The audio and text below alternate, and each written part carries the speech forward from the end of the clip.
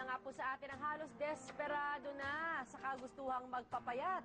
Tunghayan po natin ang isang mag-asawa at isang working mom sa kanilang paghahanap ng perfect slimming formula. Nagtagumpay kaya sila? Panoorin po natin ito. Ito si Tess Zamudio noong chubby pa siya. Makalipas ang isang taon, eto na siya ngayon. Pansinin ang beer belly ng Mr. ni Tess na si Ruel noong isang taon. Ngayon, ipinagmamalaki niya ang kanyang flat abs. Mahigit isang taon lamang ang ginawang pagpapapayat ng mag-asawa.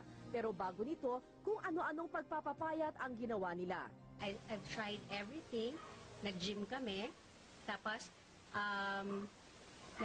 nag-orlistat din kami. Pero, nothing happened. Sa kakahanap ng paraan para pumayat, hinimok siya ng nanay niyang subukan ang isang vegetable protein shake na pwede rin umanong magsilbing meal replacement.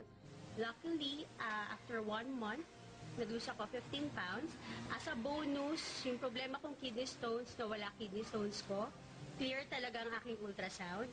And then 10 weeks after, I lost 35 pounds. And ngayon, na-maintain ko na hindi yo-yo ang aking taas-baba ang aking weight.